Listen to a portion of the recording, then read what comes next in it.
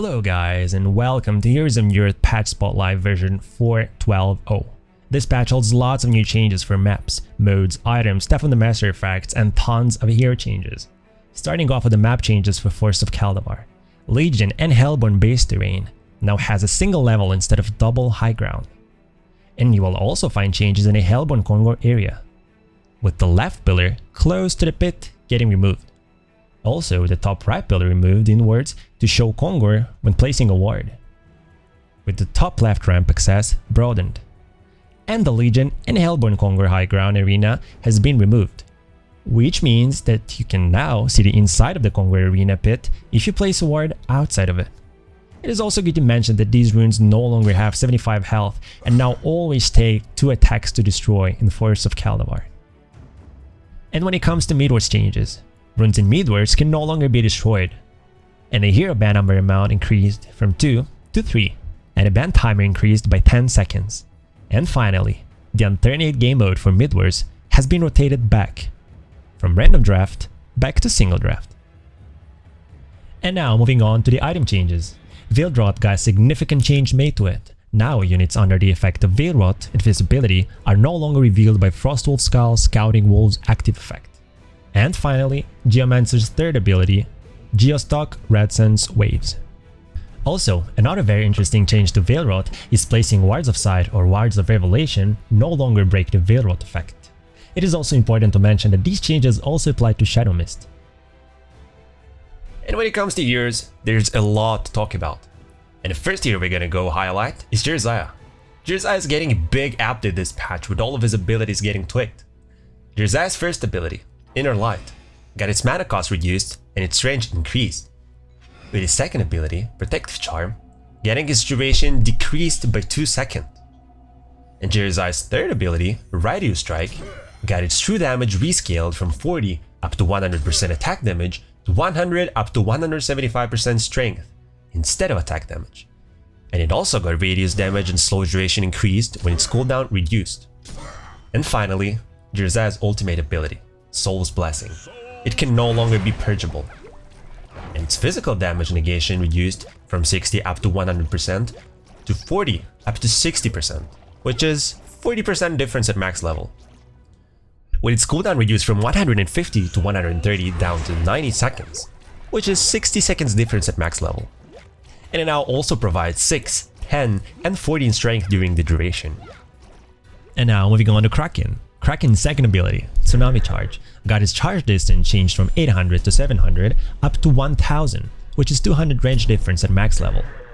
With its turn rate and charge speed increased, it has never been so great to cast a spell. And Kraken's third ability, Splash, got its cooldown reduced by 3 seconds at first level to help him in a laning phase. Kraken's ultimate ability, Release the Kraken, got its damage type changed from magical to physical, with its radius increased by 50 at each level.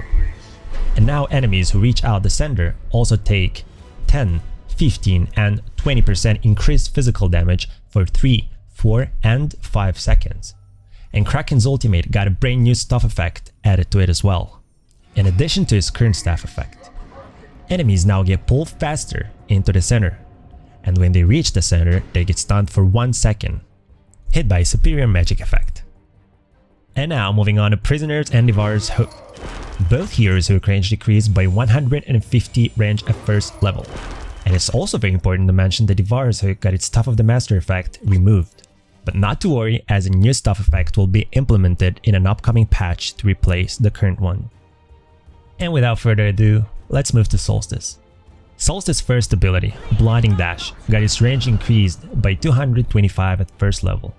Solstice's second ability, Luminescence, got its attack damage and move speed buff reward. Now for each enemy hero hit, additional 10 attack damage and movement speed is added as bonus. Solstice's third ability, Crescent Strike. At nighttime, the third attack now only has lifesteal against heroes and Kongor, and it does not lifesteal against creeps anymore. Solstice's fourth ability, Lunar Judgment, which is his ultimate in nighttime, has its sphere duration increased with the channeling time from 1.5 up to 2.5. Moving on to Pollywog Priest. Pollywog got his attack projectile speed increased by 400. Pollywog Priest's second ability, Morph, can now be casted on self to gain 60 up to 90 movement speed and 50% evasion, but causes Pollywog to be disarmed, silenced, and perplexed. And now moving on to Puppet Master. Puppet Master's ultimate ability, Voodoo Puppet. Puppet's pet now gains 60, 50, and 40% of target's armor and magic armor. And now, when Puppet's pet reaches 0 HP, for the extra duration it remains alive. It becomes immune to regular attacks and only transfer debuffs and stuns.